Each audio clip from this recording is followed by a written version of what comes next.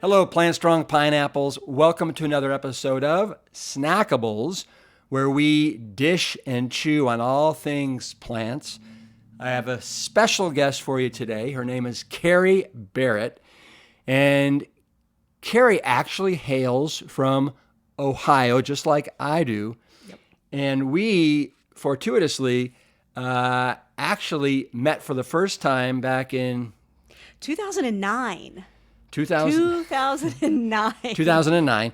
And where was it and why was it? Okay, first of all, can I just say hello, my cruciferous cousins? It feels so good to be able to say that because I hear it all the time. But I have actually lived in Austin for about 24 years, but I am originally from Ohio, like you and your family. I'm from Columbus, and moved to the great state of Austin, great state of Texas, and haven't left. So here's a little bit of the backstory of how we met. I was not a fit girl growing up. I grew up in Ohio, so it was very standard Midwestern diet. I'm one of 5 kids. I had 4 older brothers. So I was the runt. I was the only girl. And so we just had a lot of families, just a family of convenience and meals of convenience because everyone was being shuttled everywhere. So I did not grow up on a healthy plant-based diet, needless to say. I moved to Austin in 1998 and was sort of at my high point in weight, low point in self-esteem. And I was in a great job. I worked in radio and I was quote unquote living the life, but I was miserable, just miserable in my own skin. And so I decided that I was going to start running. I wanted to join a running group. And so I joined a great group called Austin Fit. And in 2002, so this is why I'm backing up a little bit.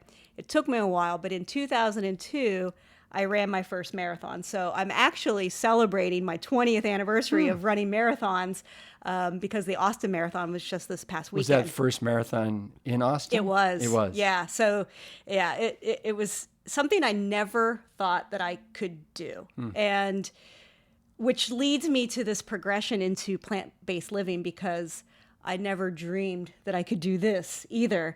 And in 2008, 2009, by that point, I was way deep into running. I was doing triathlons. I had actually done one full Ironman at the time. And I went and I had my annual blood panel done, and my cholesterol was over 300. And so my general practitioner said at the time, late 2008, he said, "Have you ever thought of becoming more vegetarian?" And I'm like, no, ew, no, I'm an athlete. That's crazy pants. Yeah, that's ridiculous.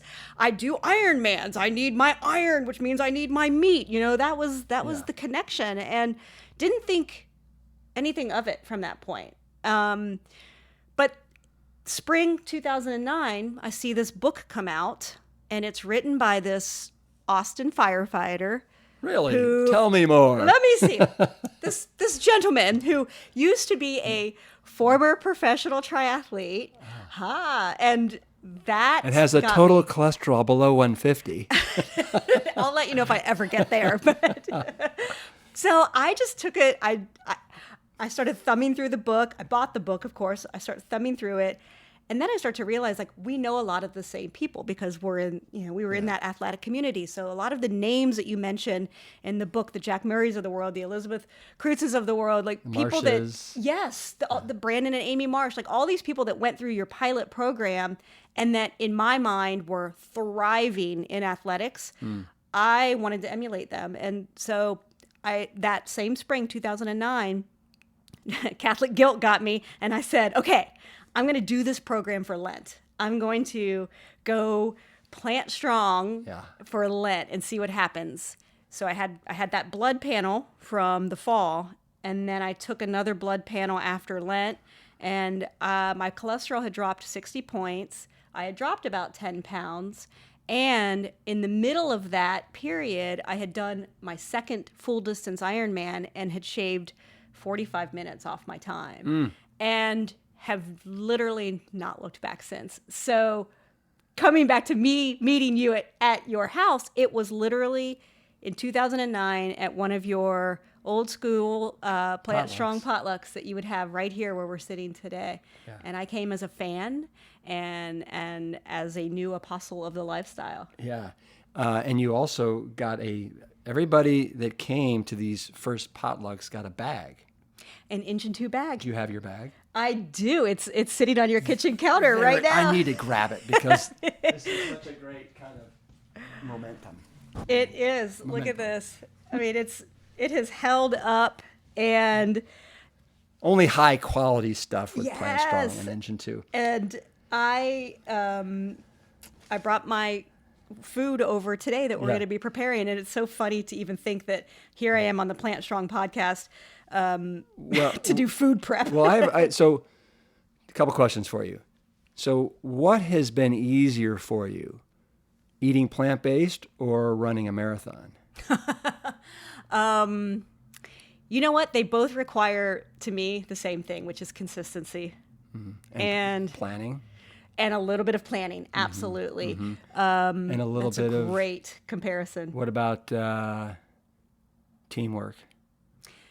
Thank goodness I have that, because I know that that's something that a lot of people don't have in their corner, which is a partner to help them, or a cheerleader, or a coach to... And your husband's all in? All in, yeah, for probably now 5 or 6 years. So I was going it alone for the first few years. He, I think, like everyone in my family, every time I'd see them, they're like, "So you're still doing this like healthy thing, aren't you?" And I'm like, "Yeah, I am. I'm doing this healthy thing." Yeah. So, yeah, he's completely on board, and he himself is a long distance triathlete and a marathon runner, and to me now, the lifestyle is so easy, and it's made easier by not just like your foods that are on the shelves now and completely nutritious, and like you don't have to give any of it a second thought. But I'm amazed at the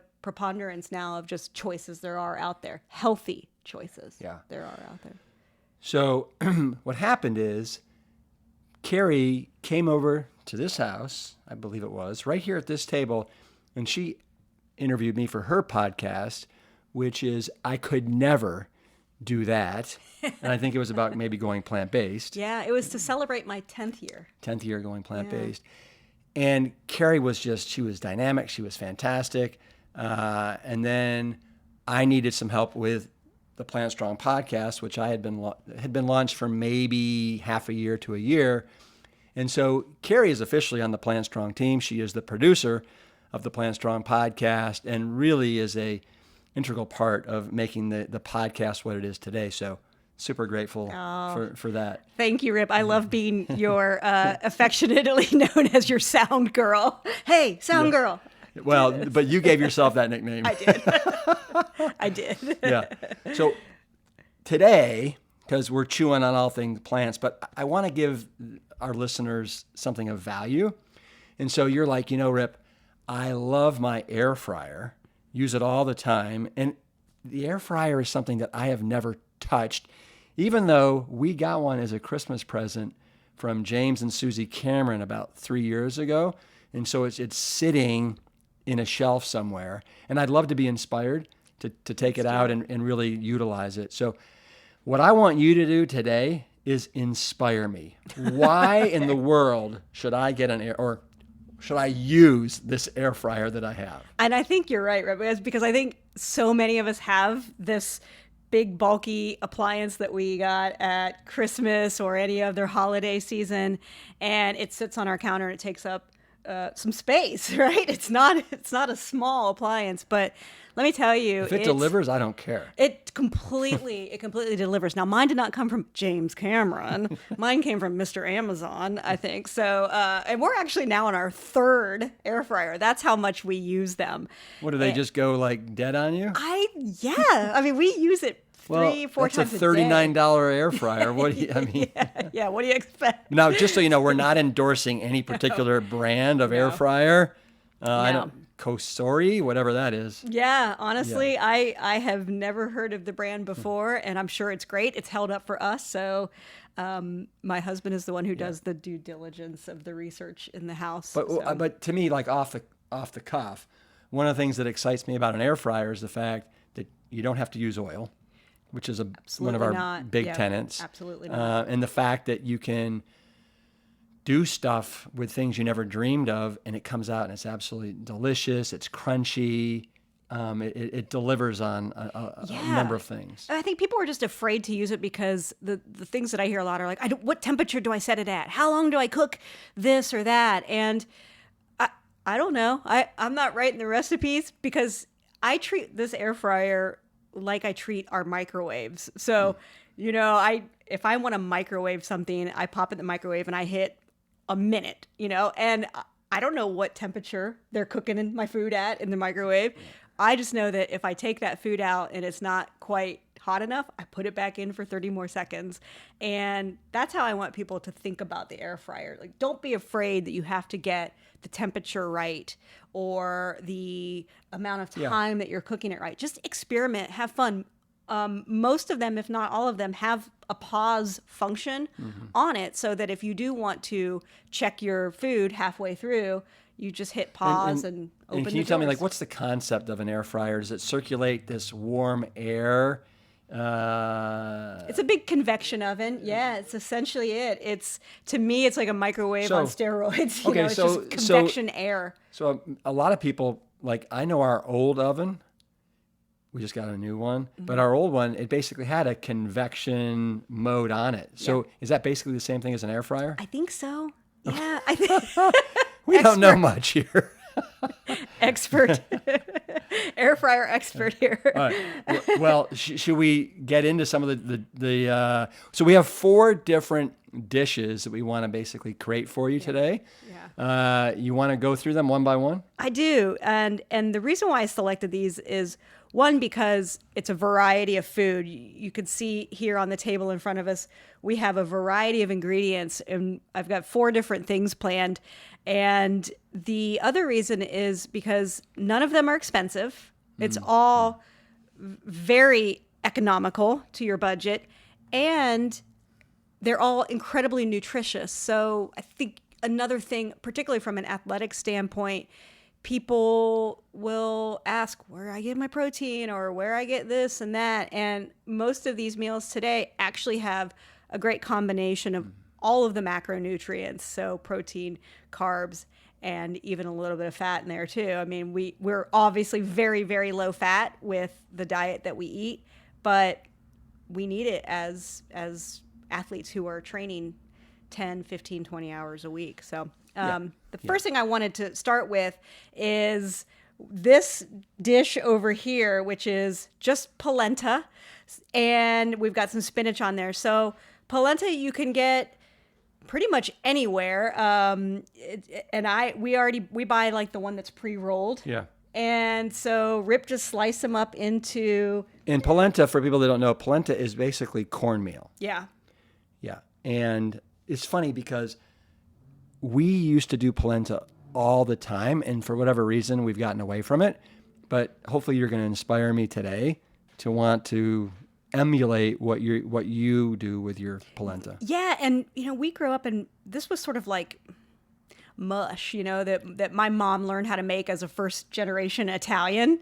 And I'm a little bit like her in that I don't really follow recipes, and so I think I'm a lot like our PlantStrong family as well, who can get scared and intimidated by super in-depth recipes. So I just remember she would cook it in butter and put cheese on it, and it tasted great when you were 10, but not what I want now when I'm pushing the door of 50. So all I do is cut up these slices, and you can make them as thin as you want. You can use a little mandolin slicer if you want. Like, I play the mandolin. I should not I should not cut food with a mandolin. That's when dangerous things happen. So I just slice it up into, I don't know, these are like 1/4 inch, maybe, slices. Yeah. And what you do, honestly, nice noise, and I'll just throw 5 or 6 of these bad boys in here. And most... We're gonna need a little bit more because I can tell you right now we're all a little hungry. Yeah, so we'll just fry these up, and I spread them out in the air fryer. I know that there are different styles of air fryer. This is a tray that you just come out. I know some of them, or I'm sorry, this is a basket. Some have trays. So I push it in.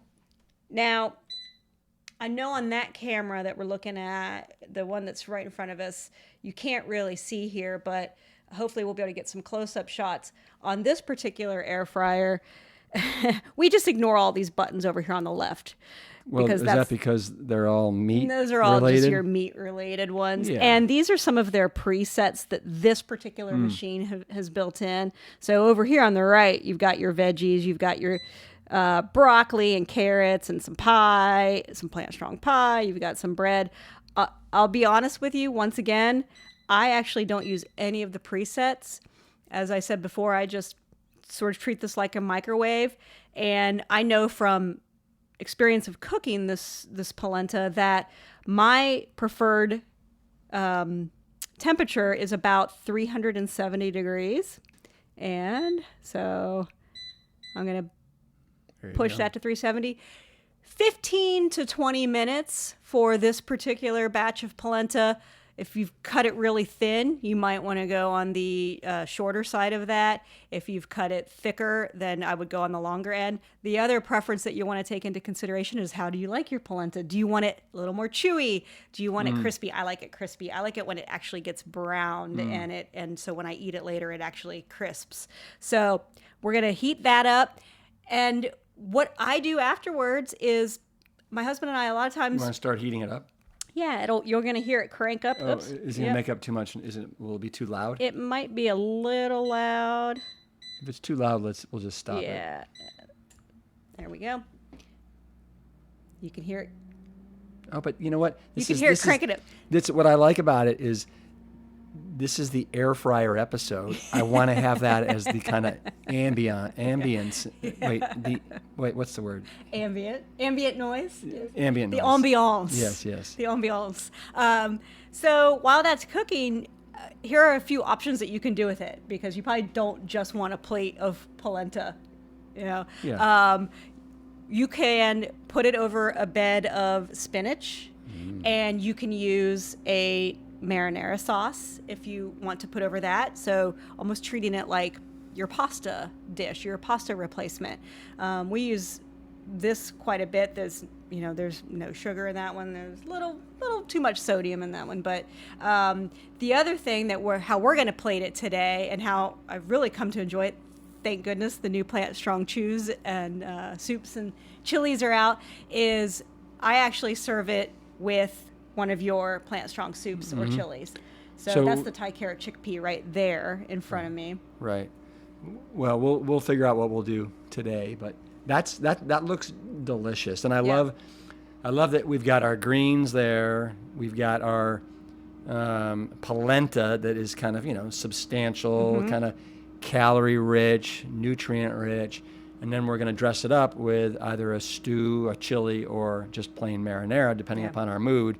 Yep. That's great. So that's one dish. Are we good with that one? Yeah. And of course, once the show's over, we'll show you all of the finished products as well and give you a little taste test of all of them. So yeah, that's the first dish, and we use that for dinner. I mean, that quite often is our dinner quite a bit. Yeah. I'm thinking that noise has probably gotten too loud. Maybe we do. Okay. Axe it for now, and we'll finish that. Yeah. There we go. All right. So the second thing you're going to do is a chalupa or a pizza, right? Yeah, super simple. It kind of depends on whether you want like a Mexican flair to your meal or if you want an Italian flair to your meals. You got this over here? Yeah, and honestly, we've got is there that yes, knife there over sure there? is. So, once again, this is a corn tortilla. This particular corn tortilla has no oil in it, so it's super nutritious, not a lot of salt in it either. So be on the lookout for those. I think this one came from Trader Joe's, but there are many brands and companies that you can find. And for this iteration, I'm going to make it more Mexican flair because I'm craving a chalupa. So you can use a whole wheat tortilla as well, or any other whole grain tortilla. I just know that these cook up quite nicely in the air fryer. And right here I've got a can of refried black beans. If that's not your jam, you can use regular refried beans. Or if you don't want refried, you can just use regular beans on here as well. So that to me looks really delicious. You usually put what, 2 in at a time, or can you fit 3? About 2 in this particular size. So that looks amazing. And then I would probably throw on some diced green onions, maybe a little avocado, and then some salsa. Yep. Oh. Yep.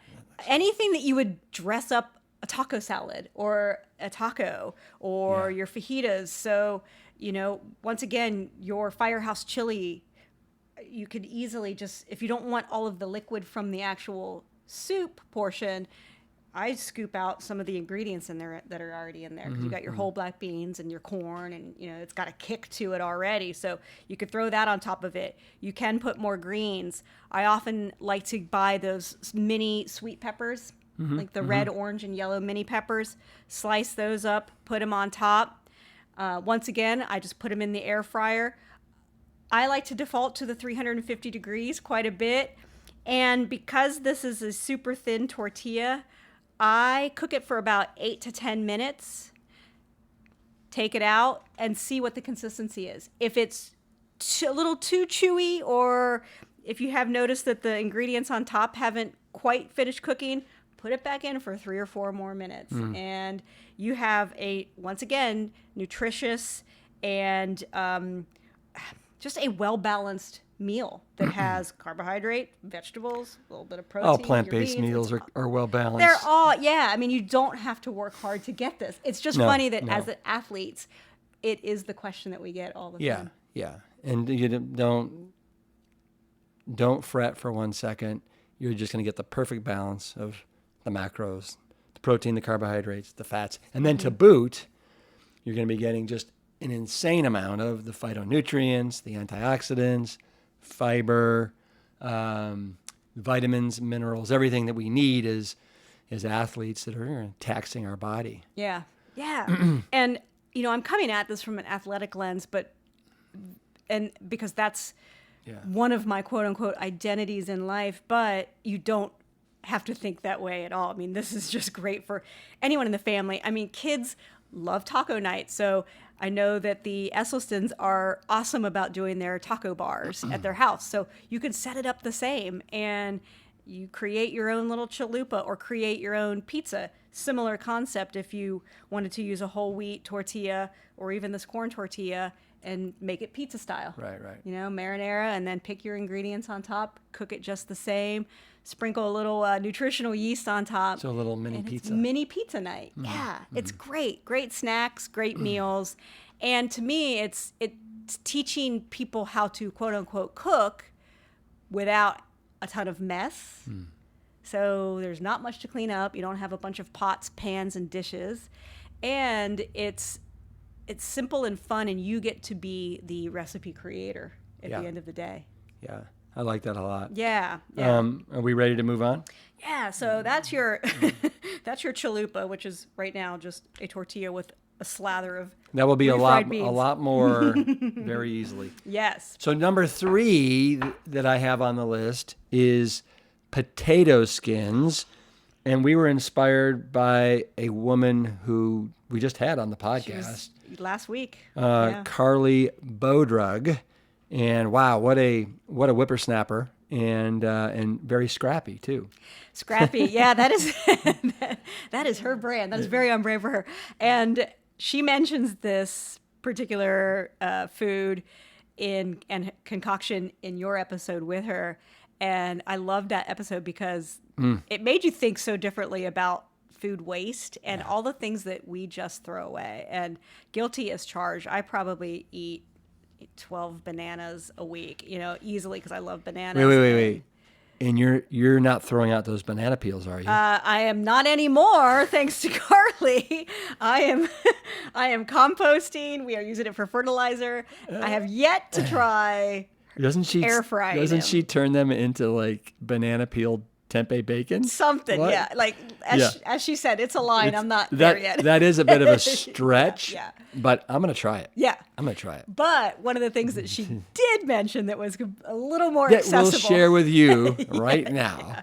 Is potato skins. And Yeah. I think we've all heard in the past, and if not, we'll tell you that the potato skins are actually the most nutritious portion of the potato. I've heard that. Yeah. I have heard that. Yeah. And this is a nice these are nice washed potato skins. So all we did here was, prior to the recording, we just peeled a couple of russet potatoes, just plain white potatoes. Yep.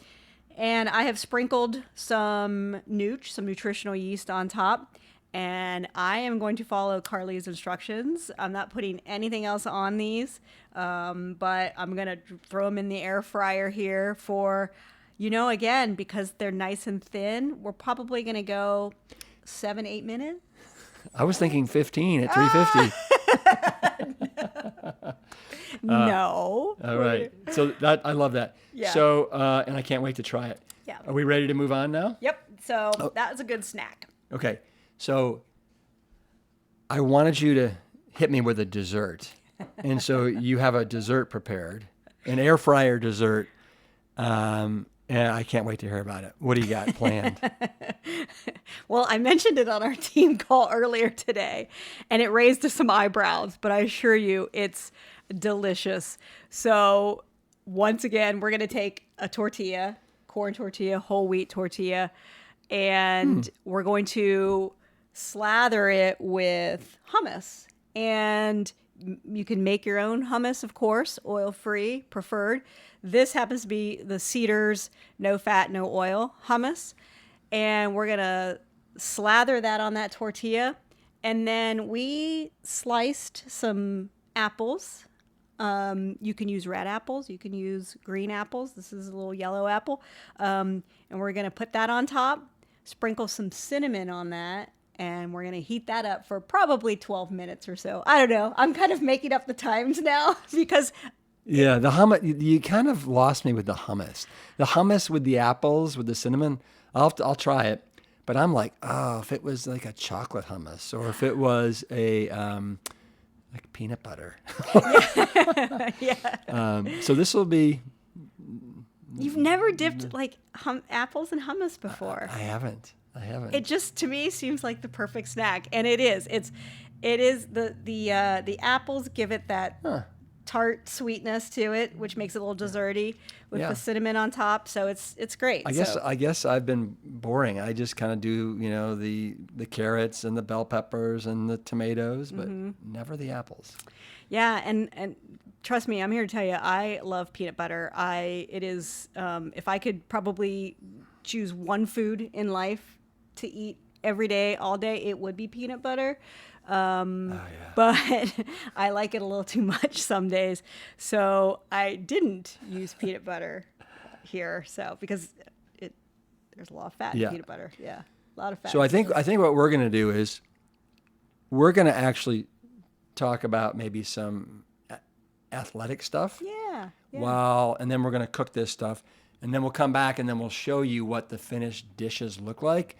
We'll even sample it, and we'll be completely honest if it's really, really good or if it is a thumbs down. So let's do that. Okay, that sounds good. Yeah. So moving to sports. Okay. Tell me, what are your favorite sports? Oh, Not to watch, but to compete in. As a triathlete, you have to be relatively proficient in swimming, biking, and running. Of those three, I love running. Rip, I don't know how you can swim so much and be so good at it. It is the most elusive sport to me. I have tried, and I have taken lessons. I've gone to master's classes, and I will always be in that middle of the pack washing machine at the start of a race, like right where everybody is. Yeah. So I can't get out front, and I'm not coming out in last, but man. No, I can tell you this. I haven't had too many races where I was caught in that washing machine where it's just elbows and buttholes, right? Yeah, and it's not fun, right? When you're just bumping into people, you're trying to breathe, you're going into some sort of anaerobic debt. It's just not pretty. Mm-mm. Luckily, I'm usually in the front, so I don't have to deal with that. But I would tell you if you're not a great swimmer, just either literally go off way on the side. Don't worry about taking the shortest lines to the buoys. And that to me it's a much more pleasant experience if you're not going for the age group win. Right. And just enjoy yourself as opposed to getting too intense with it all. It can be, I feel like that's what stops a lot of potential. I mean, people that are listening or watching right now are like, God, I'd love to do triathlon, but the swim. Yeah. The open water, and it's not, you don't have a pool, you're in open water. Mm-hmm. And so typically that's a whole nother stumbling block and hurdle and, mind melt for a lot of people because you don't have a wall anywhere nearby. You can't pace yourself appropriately. You got all the people that are, kicking you. Yeah. And Lord knows what's underneath the water in certain bodies of water. Yeah, we don't want our minds to go there. 99.999% of the time you're gonna be fine. Yes, right? Of course. Yeah.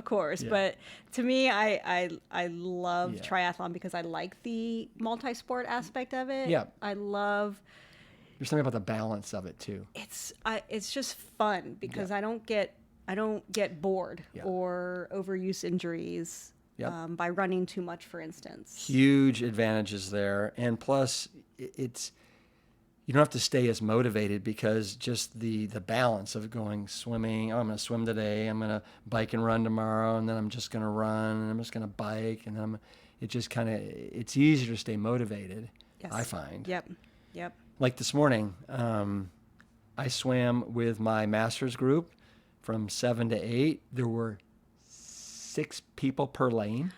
It was just because people love the energy, the vibe.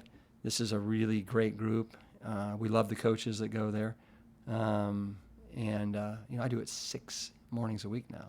I mean, that's fantastic. I belong to the YMCA downtown, and usually it's funny because the etiquette is so different at various pools you go to because you just said that there are 6 people per lane, which means you're circle swimming, which is the proper etiquette. And it allows people to pass. It allows more people in the pool. I mean, it's really great, except, again, as somebody who's a mediocre swimmer or maybe somebody who's a weak swimmer, it's very, very intimidating because you don't want to be the one holding people back. Mm-hmm. You don't want to be the one slowing the interval down. And so, at the Y, very few people will circle swim in the non-masters classes because they're just too intimidated, or they don't know. So you end up splitting a lane with somebody often, or waiting for a lane because people don't want to circle. So, I say all that, and again, the lesson I think to extrapolate to the audience is don't let your fear stop you from starting something that sounds fun or that sounds interesting or that sounds new. And it comes back to what we said right at the beginning of this episode, which is just find consistency in whatever you're trying to do. Yeah, and then I would also say, fear is okay. But just try and understand it and then push through it.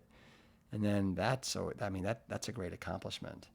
Yeah. Right? That's what fear is. Fear is to protect us from bad things happening. So I've tried to change my relationship with fear and intimidation of when I feel it and I've got that fight or flight feeling, I try to acknowledge thank you for being here to protect me. I'm going to ignore you right now. I got to keep going. I got to keep doing this. Yeah.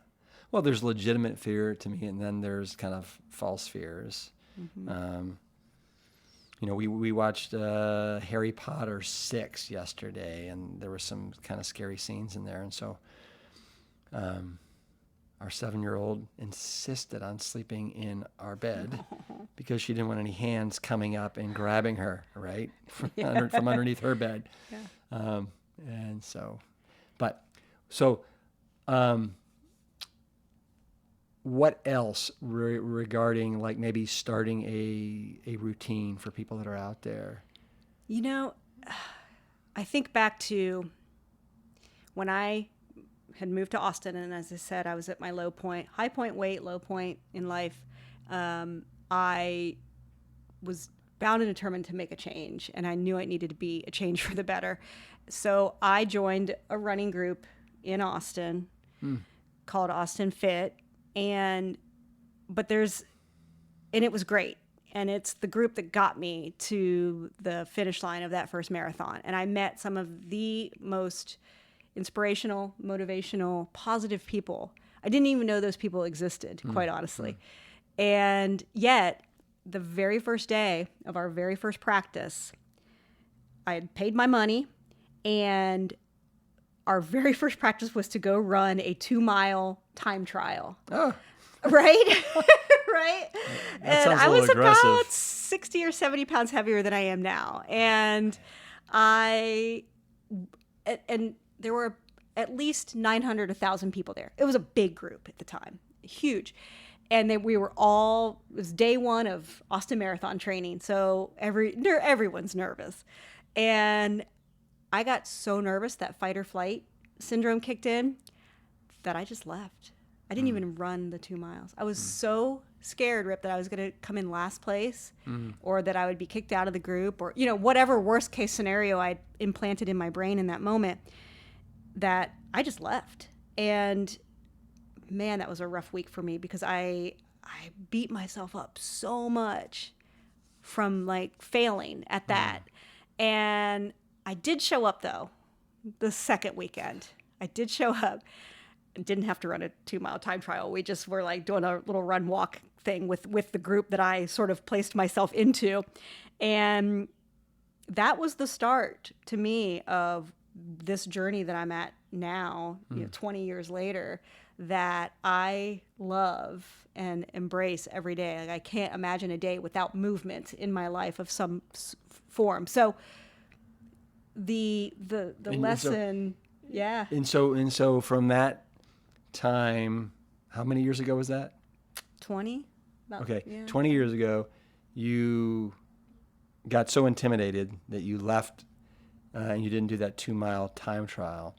And now you've done 7 Ironmans, countless marathons, ultra distance runs, you name it. Yeah. I mean, that's pretty, you've really conquered that fear.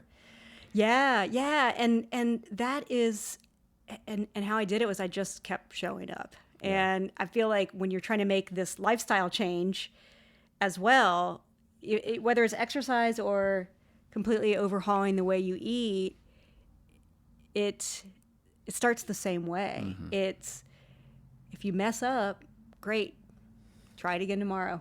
Keep doing it. No one's perfect. There are days where I have gone out and I have run 10, 12 miles and I'd eaten nasty food the night before and maybe had a glass of wine too many. I mean, like I'm not Scott Jurek, right? Like I'm not like the amazing skinny vegan ultra running girl. Like I don't eat perfectly all of the time, always plant-based.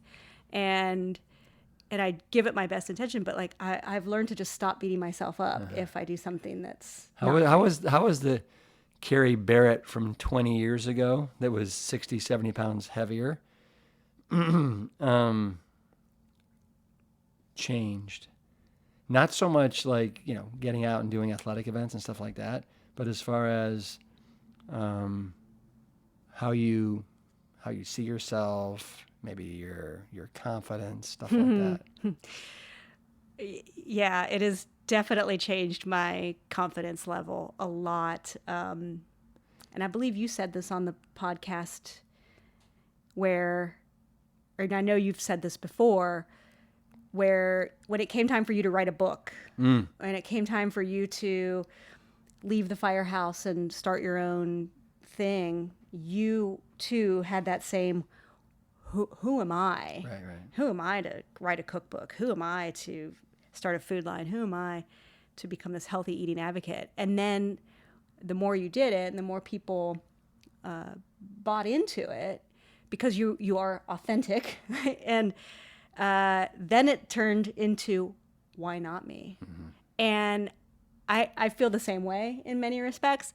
I'm not leading yet. I'm not leading a team of people. I'm not doing the things that you're doing, but when it comes time to reaching out to you for me to interview you, I was scared to death to ask Rip Esselstyn for an interview. I had seen you speak a bunch of times. I'd come to your potlucks.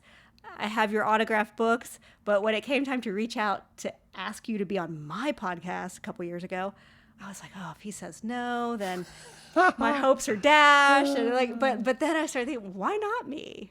Yeah. Why not me? Yeah. And look where it's led. Yeah. Huh? Yes. Now I'm cooking for you in your kitchen. Hummus and apples. Yeah. Is that stuff done yet? Let's try it. Let's see if it is. Yeah. But speaking of all this, I'm sure you guys have been out seeing 5K, 10K marathons, half marathons, where we see all these people that are wearing these T-shirts that says "Fueled by Beef," right? The Beef Council, right? And so we're going to start a PLANTSTRONG kind of, I guess, Team PLANTSTRONG, baby. Team PLANTSTRONG, in answer to Team Beef. So keep your eyes out for more information on what you can do to proudly wear the Team PLANTSTRONG jerseys at running events, triathlon events. Anything. Yeah. Any sport or activity that you engage in and that you are so proud to be repping this lifestyle. We are cooking up behind the scenes right now a way for you to proudly show off your affiliation with Rip and his brand. And I feel this movement. I feel it. I've been wanting it for a long time, and I'm so excited that it's going to be happening. Yeah, we are too. And the other thing I'd like to say before we kind of wrap things up here is the great thing about being a human being and eating this way, but also being an athlete and eating this way, is you just get to eat copious amounts of this PLANTSTRONG delectability. And I kind of let my weight be my guide as far as, I've eaten too much or I haven't eaten enough. I know my fighting weight, where I want to be.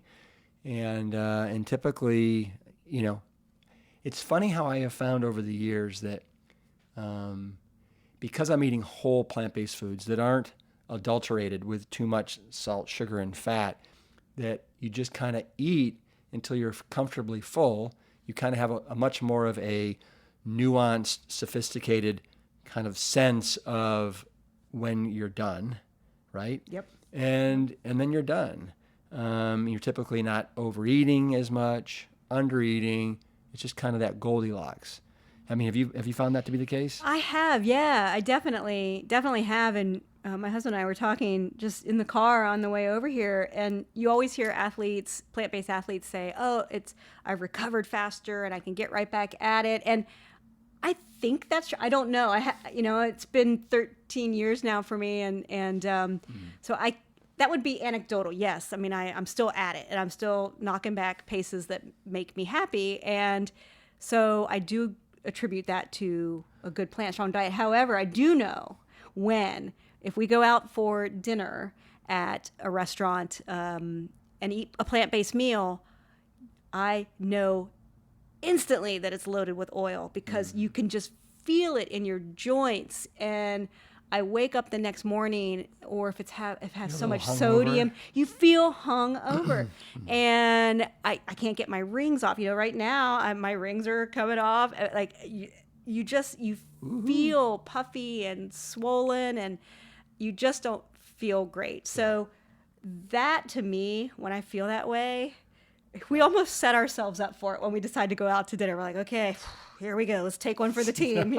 Got to celebrate Valentine's Day. And we end up paying for it a little bit. Yeah. No, but and we're learning more and more and more how many athletes are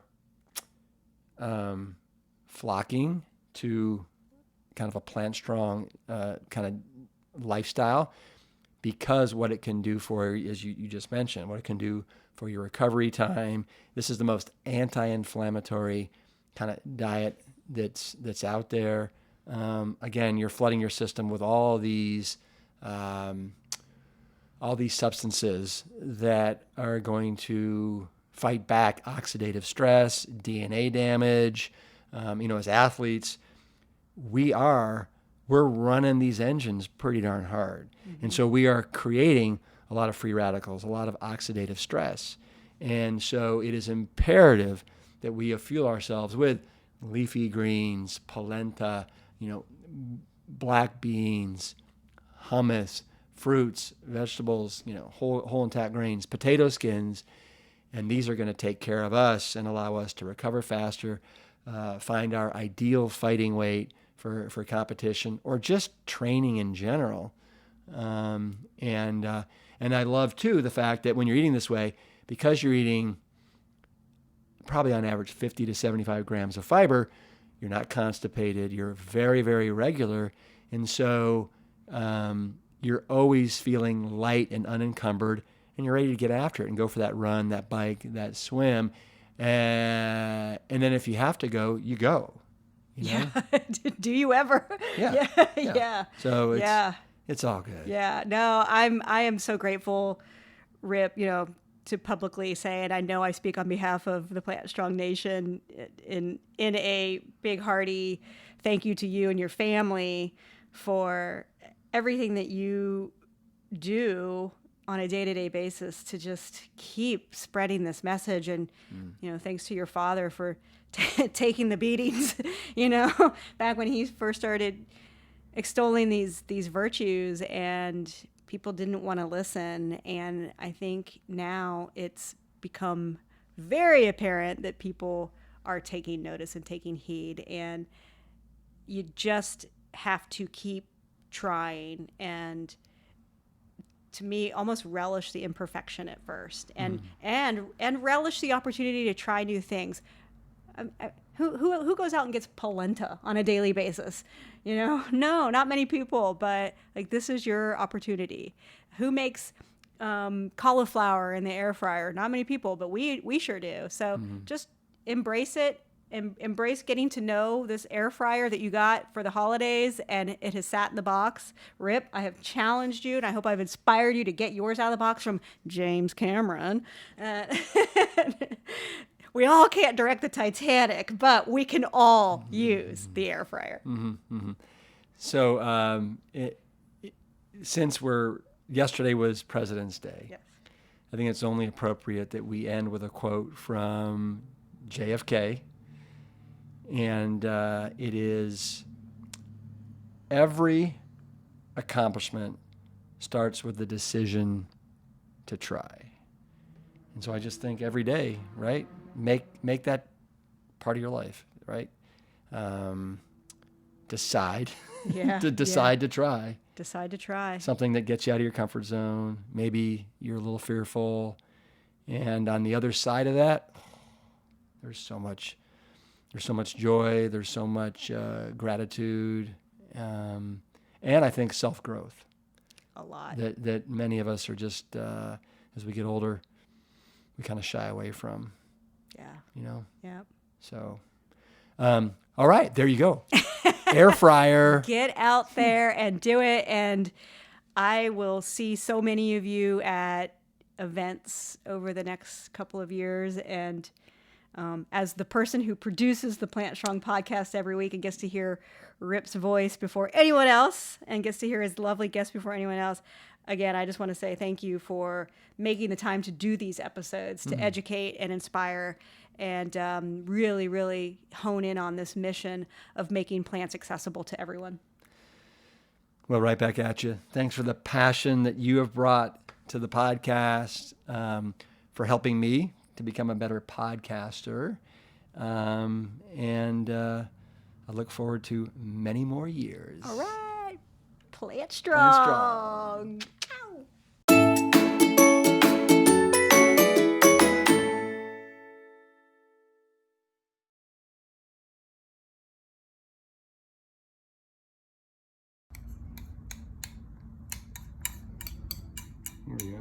pie carrot chickpea stew going on top of our bed of spinach and our air fried polenta. That looks nice. Yeah, I'm just gonna do that. Looks delish. Let's put it to the test, as Dr. Greger would say.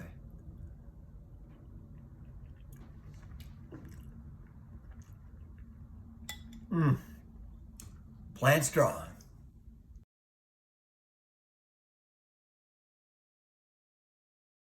Carrie, the moment of truth. There's the chalupa. Chalupa, nice crispy tortilla, refried black beans, little firehouse chili on top.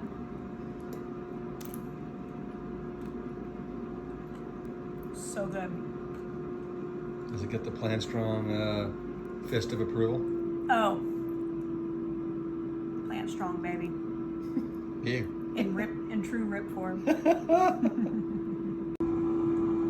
All right, let's check out the potato skins. Wow, those have gone down to almost nothing. Look at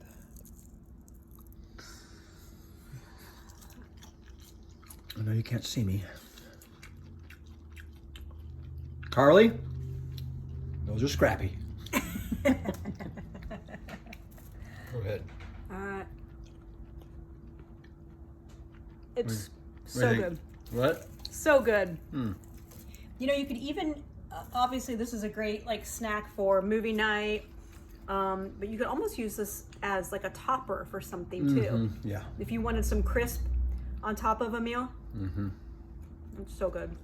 You know, I think my kids would love just dipping these in ketchup. Right? Done. Yeah.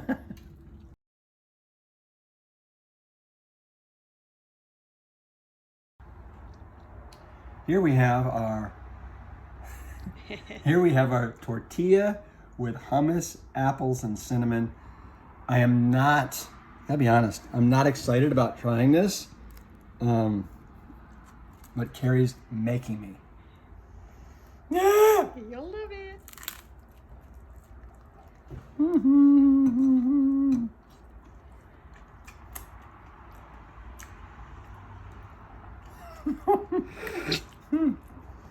I don't love it. It's very average. I would never actually do that again. But for people that love hummus with apples, bless you.